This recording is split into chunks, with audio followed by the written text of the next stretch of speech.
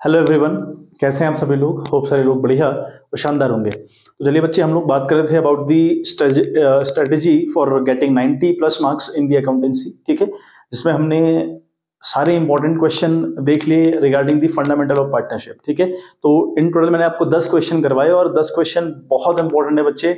उसी तरीके के क्वेश्चन, और इनफैक्ट मैं कहूँ कि उसी क्वेश्चन पर बेस्ड क्वेश्चन आपसे पूछे जाएंगे एग्जाम में। तो आप ऐसे क्वेश्चन अपने हैंड पर ही प्रैक्टिस कर सकते हैं, नो डाउट। और साथ साथ में ये जो मैंने करवाए हैं इनको तो प्रैक्टिस करिएगा करिएगा। इनमें से एक क्वेश्चन आपका बच्चे कंफर्म टकराएगा। मीन्स टू से कि ऐसा नहीं कि भैया जो क्वेश्चन मैंने कराए हैं उन्हीं को कॉपी पेस्ट करके आ जाएगा, ऐसा बिल्कुल नहीं है। फिगर आउट चेंज होंगे, चीजें थोड़ा बहुत चेंज होंगी, लेकिन जो टॉपिक मैंने आपको करवाए, स्पेशली जो ड्रिल करवाए, उन्हीं के ऊपर क्वेश्चन बेस्ड रहेंगे। ठीक है, तो चलिए आज हम नेक्स्ट क्वेश्चन के ऊपर बात करते हैं, that is valuation of goodwill, हमारा जो सेकंड चैप्टर है। हालांकि वैल्यूएशन ऑफ गुडविल की बात करें तो गुडविल आपका पीछा नहीं छोड़ता till the retirement of partner. जब तक पार्टनर रिटायरमेंट नहीं ले लेता है तब तक गुडविल का जिक्र रहता है बच्चे, है ना। गुडविल अपने आप में इंपॉर्टेंट कॉन्सेप्ट तो है ही है, बट गुडविल जो चैप्टर हमारा है उस चैप्टर से कितने क्वेश्चन और किस टाइप के क्वेश्चन पूछे जाते हैं वो बहुत इंपॉर्टेंट है बच्चे। तो वैल्यूएशन ऑफ गुडविल की बात करें बच्चे, ये पूरा चैप्टर आपको पता होगा, ये पूरा चैप्टर किस पर बेस्ड है? फॉर्मूलाज पे। यानी आपको फॉर्मूले याद होने चाहिए। फॉर्मूले अगर याद हैं तो आप इस चैप्टर को कर जाएंगे, वरना दिक्कत आपको होगी बच्चे। तो अगर हम वैल्यूएशन ऑफ गुडविल की बात करें तो वी आर हैविंग 3 मेथड्स। तो हमारे पास एक है बच्चे, है ना, एवरेज प्रॉफिट मेथड हमारे पास एक है। Average profit method is most important method, जो हर चैप्टर में पूछा जाता है। मतलब गुडविल आपको at the time of change in PSR, at the time of retirement, at the time of death, at the time of admission, इन सबके time पर आपको कहीं ना कहीं गुडविल कंपनी की कैलकुलेट करनी पड़ती है, और वो जनरली कैलकुलेट होती है एवरेज प्रॉफिट मेथड के बेस पर। तो ये मेथड तो बहुत इंपॉर्टेंट हुआ ही हुआ, है ना, हर जगह आपसे पूछा ही जाएगा। बट स्पेशली यहाँ क्वेश्चन रहते हैं इस चैप्टर से, सॉरी, है ना, इस चैप्टर से यहाँ भी क्वेश्चन रहते हैं, उनके ऊपर हम लोग आज बात करेंगे। पहला मेथड हमारे पास है एवरेज प्रॉफिट मेथड, और अगला मेथड बच्चे हमारे पास हुआ सुपर प्रॉफिट मेथड, है ना, सुपर प्रॉफिट मेथड। ठीक है, मैं एम लिख रहा हूँ सिर्फ, ठीक है। और आखिरी मेथड हमारा हुआ है कैपिटलाइजेशन मेथड, है ना, कैपिटलाइजेशन, ठीक है, मेथड। तो हमारे पास बच्चे इतने मेथड कुल मिलाकर हैं गुडविल को वैल्यू करने के, गुडविल को कैलकुलेट करने के। अब जो एवरेज प्रॉफिट मेथड है बच्चे, वहां पर एक हमारे पास है एक्चुअल, है ना, एक्चुअल एवरेज प्रॉफिट मेथड। एक तो हमारे पास है एक्चुअल एवरेज प्रॉफिट मेथड, और एक हमारे पास है वेटेड, ठीक है, वेटेड एवरेज प्रॉफिट मेथड, है ना। तो यहां पर आपके दो मेथड चलते हैं बच्चे। जो हमारा पहला मेथड चला है एवरेज प्रॉफिट मेथड, उसमें हमारे दो मेथड होते हैं गुडविल को कैलकुलेट करने के। एक तो आपका है बच्चे एक्चुअल एवरेज प्रॉफिट मेथड, और एक आपके पास है वेटेड एवरेज प्रॉफिट मेथड। इसको आप एवरेज प्रॉफिट मेथड भी कह सकते हैं, कोई नो प्रॉब्लम, बहुत बड़ी बात नहीं है। और दूसरा आपका है वेटेड एवरेज प्रॉफिट मेथड, जिससे एग्जाम में क्वेश्चन एक भी नहीं पूछा जाता, यहां से क्वेश्चन बिल्कुल नहीं आते हैं। तो इसे ड्रिल करने की बिल्कुल आवश्यकता नहीं है। आपको फॉर्मूला याद है, बहुत बढ़िया, कोई दिक्कत नहीं है, फॉर्मूला आप याद रखिए, नो प्रॉब्लम, फॉर्मूला आप याद रखिए। बट इस पार्ट से या इस फॉर्मूले के रिगार्डिंग क्वेश्चन एग्जाम में नहीं पूछे जाते हैं। ठीक है, बात करें इससे पूछे जाते हैं क्या? यस, इससे स्पेशली क्वेश्चन पूछे जाते हैं। और वैसे भी जो ये एवरेज का एक्चुअल एवरेज प्रॉफिट मेथड है, ये वैसे भी आपको हर सब्जेक्ट, हर चैप्टर में, सॉरी, है ना, हर चैप्टर में आपको हेल्प करेगा। ठीक है, तो ये तो आपको हेल्प करेगा, इससे तो आपने याद करना है। तो यहाँ पर जो गुडविल निकलती है बच्चे, वो निकलती है, मैं आपको बताता हूँ गुडविल का फॉर्मूला क्या होता है, G/W, ऐसे हम गुडविल लिख सकते हैं बच्चे। ठीक है, हमको बिल्कुल राइट है लिखने का। तो गुडविल का फॉर्मूला यहाँ पे होता है बच्चे average profit into number of year purchase. ठीक है, नंबर ऑफ ईयर परचेस। तो ये हमारे पास बच्चे फॉर्मूला यहाँ पर होता है। एवरेज प्रॉफिट निकालना पड़ेगा आपको, और नंबर ऑफ ईयर परचेज आपको क्वेश्चन पेपर में या क्वेश्चन में दिया रहेगा। ठीक है, नंबर ऑफ ईयर परचेज आपको साफ साफ लिखा रहेगा कि भैया नंबर ऑफ परचेज कंपनी का 4 है, 5 है, 6 है, 7 है, 8 है। और नंबर ऑफ ईयर परचेज का मतलब एक्चुअली ये होता है बच्चे कंपनी का कि गुडविल जो हमारी आ रही है वो गुडविल कितने साल और रहेगी या टिकेगी। मतलब हमने मान लिया अगर किसी कंपनी का गुडविल निकाला वो 50,000 रुपए आ रहा है, और नंबर ऑफ ईयर परचेज यहाँ पे सपोज 2 था, तो वो गुडविल लगभग 2 साल तक वैसे ही रहनी है, इसका ये मतलब होता है। खैर वो मतलब पे पढ़ना नहीं है आप लोग को। Average profit number of year purchase यहाँ फॉर्मूला रहेगा।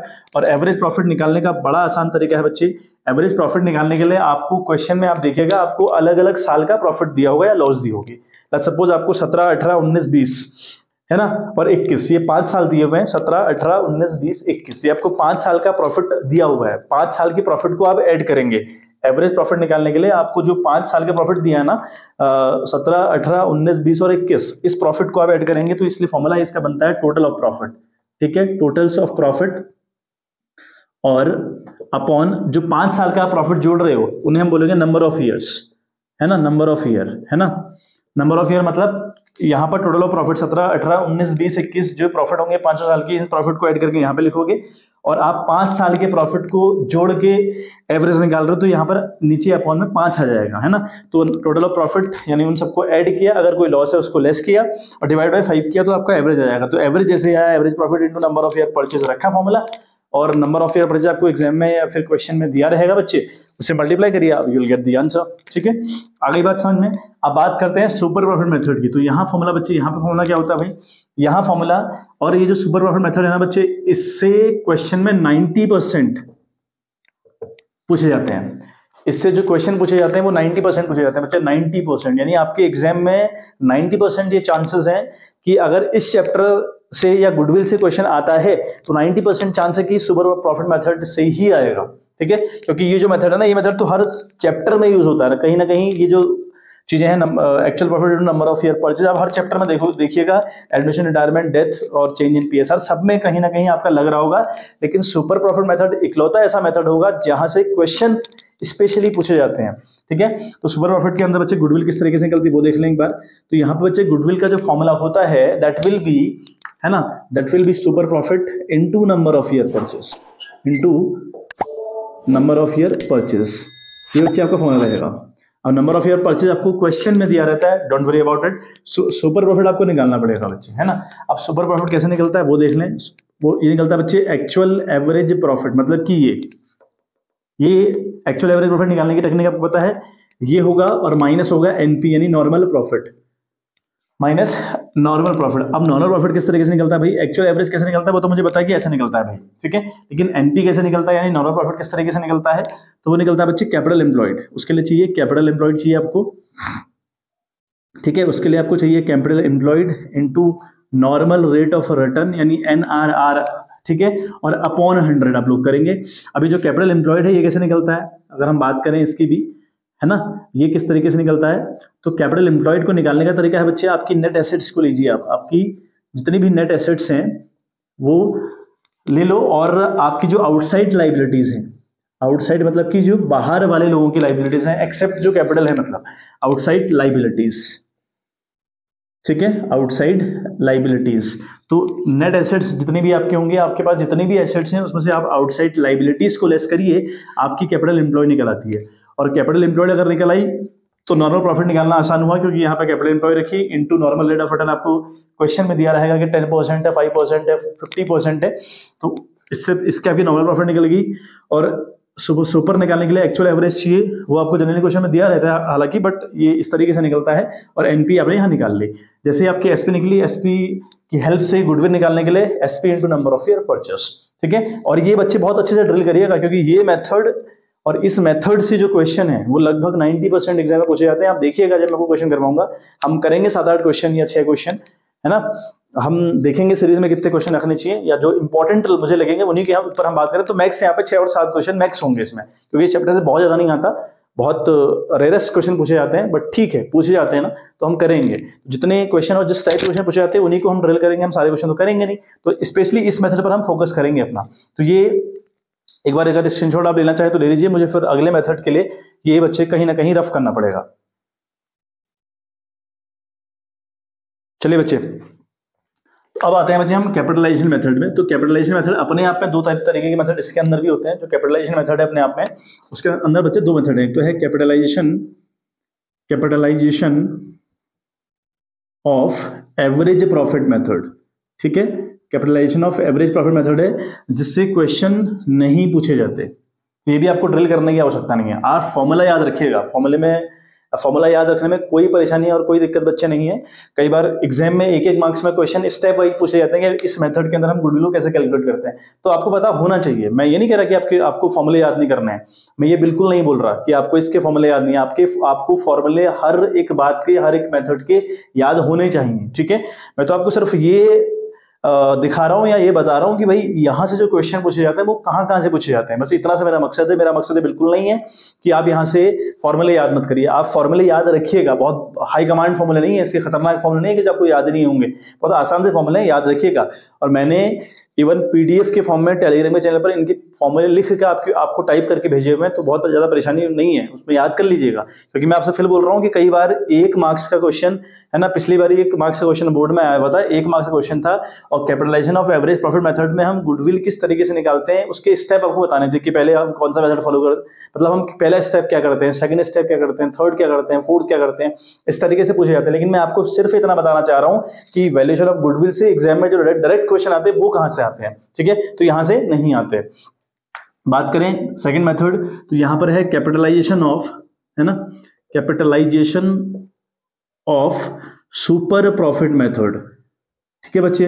और यहां से भी क्वेश्चन पूछने की 10% संभावना रहती है, 90% तो मैंने आपको बता दिया कि सुपर ही काम करता है, सुपर प्रॉफिट मेथड तो 90% आता है, तो 10% चांस यहां से होते हैं। यहां से भी क्वेश्चन जनरली पूछे जाते हैं, नो प्रॉब्लम, है ना। और यहाँ पे जो गुडविल निकलती है ना बच्चे, जो गुडविल यहाँ पे निकलती है उसके लिए एक बार आप देख लेंगे फॉर्मूला हमारे पास क्या रहता है, that is super profit into 100 upon normal rate of return, ठीक है। तो सुपर प्रॉफिट आपको निकालना आता है, अच्छे से मैंने बता दिया अभी, और into 100 upon normal rate of return.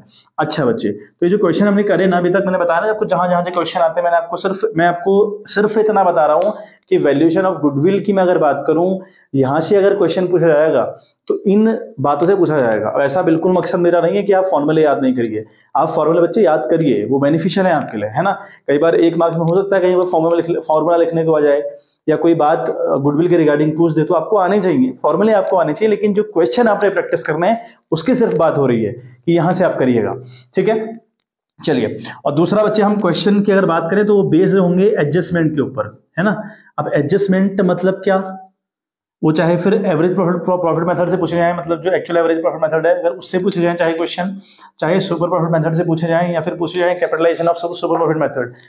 Adjustment से मेरा क्या मतलब है, एडजस्टमेंट से मतलब है बच्चे आपको क्वेश्चन में कई बार नॉर्मल नहीं एबनॉर्मल, है ना, आपको क्वेश्चन में कई बार, और जनरली दिया होगा बच्चे, एबनॉर्मल प्रॉफिट और एबनॉर्मल लॉसेस की बात करी होगी, ठीक है, आपसे एबनॉर्मल प्रॉफिट और एबनॉर्मल लॉसेस की बात करी होगी, उनके रिगार्डिंग एडजस्टमेंट आता है। तो अगर एबनॉर्मल प्रॉफिट आपको क्वेश्चन में दिया जाए, मतलब आपको गुडविल निकालने को कहा जाए और नीचे एडजस्टमेंट हो नॉर्मल एबनॉर्मल प्रॉफिट नहीं, मतलब जो नॉर्मल नहीं है उसके रिगार्डिंग कोई पॉइंट लिखा होगा, दैट इज एबनॉर्मल प्रॉफिट, तो भाई एबनॉर्मल प्रॉफिट माइनस किया जाता है, ठीक है। और एबनॉर्मल गेन, ठीक है, मतलब एबनॉर्मल गेन वही वाली बात हुई, और एबनॉर्मल जो लॉसेस होती हैं, जो खर्चे होते हैं, वो दोबारा प्लस किए जाते हैं। ये प्रॉफिट जो हो गया ना abnormal, which is also called gain, जिसको हम गेन भी कहते हैं बच्चे, इसको हम क्या कहते हैं, गेन भी कहते हैं। तो एबनॉर्मल अगर गेन दिया होगा या एबनॉर्मल प्रॉफिट आपको दिया होगा तो आप माइनस करेंगे। आप मेरे इतनी सी बात याद रखें, फिलहाल हम क्वेश्चन में करते करते करेंगे उनको। और एबनॉर्मल अगर आपको लॉसेस दिए होंगे तो वो दोबारा से प्लस होंगे। आपको मैं बता दूं कि एबनॉर्मल क्या होता है भाई, जो नॉर्मल नहीं है। जैसे आपने अपनी ओल्ड मशीनरी बेची और उससे आपको प्रॉफिट हो गया, बताओ मशीन बेचना इज योर वर्क, आपका काम है ये, आप है मैन्युफैक्चरिंग कंपनी, आप ये मानकर चलेगा आप मैन्युफैक्चरिंग कंपनी है, मतलब आप चीजें बनाते हैं और बेचते हैं। तो भाई अगर आप दुकानदार है ना, सपोज अगर आप आटा चावल की दुकान खोलकर बैठे हुए हैं, तो आटा चावल अगर आप बेच रहे हैं तो इट्स नॉर्मल, लेकिन आप कोई और सामान बेच के प्रॉफिट कमा रहे हैं, वो नॉर्मल थोड़ी है। तो ऐसा ही वो क्वेश्चन पढ़ के आपको समझ में आ जाएगा कि नॉर्मल क्या है, एबनॉर्मल क्या है। तो जो एबनॉर्मल प्रॉफिट होते हैं वो दोबारा से माइनस किए जाते हैं, क्योंकि हमको एक्चुअल प्रॉफिट चाहिए होता है, और एबनॉर्मल जो लॉसेस होते हैं उनको दोबारा से हम प्लस करते हैं, ठीक है। तो ये बात आपको हल्की से याद रखनी है, क्योंकि हर क्वेश्चन में कहीं ना कहीं आपको एडजस्टमेंट देखने को मिलेंगी बच्चे, ठीक है बात। चलिए एक बार स्क्रीनशॉट अगर आप लेना चाहें तो ले लीजिएगा। और आज आपको सिर्फ इतना बताना था कि वैल्यूएशन ऑफ गुडविल से क्वेश्चन कहाँ से आते हैं और कहाँ आपको खूब सारी ड्रिलिंग करनी है खुद की क्वेश्चंस के रिगार्डिंग। फॉर्मूले में फिर कह दूं आपको याद करने हैं, हर एक फॉर्मूला आपको बाय हार्ट याद होना चाहिए। भाई आप कॉमर्स के बच्चे हैं तो कॉमर्स वालों को वैल्यूएशन ऑफ गुडविल के रिगार्डिंग सारे फॉर्मूले, सारी बातें छोटी छोटी याद होनी चाहिए। 12th में हैं आप लोग, है ना, आप बिल्कुल करियर पे बैठे हुए हैं, अपने करियर के पीक पे हैं आप लोग। इसके बाद आपका करियर चालू हो जाएगा बच्चे, 12th is the base of the career. आप अपना बेस मजबूत रखिए, आपको चीजें ड्रिल करनी है, जितना सीख सकते हैं बच्चे, ये उम्र सीखने की है, खूब सीखिए, मेहनत करने से कतराना बिल्कुल नहीं है, ठीक है। और मेहनत करने वालों को ऊपर वाला जरूर देता है बच्चे। वो ऐसा नहीं कि कोई मेहनत कर रहा है और उसको नहीं मिलता, ऐसा नहीं होता। वो जनरली अगर आप मेहनत करते हो तो उसका रिजल्ट आपको कंफर्म तौर पे देता है। चलिए फिर से आपसे मुलाकात होगी with the next video with the question, ठीक है। Have a good day, bye bye.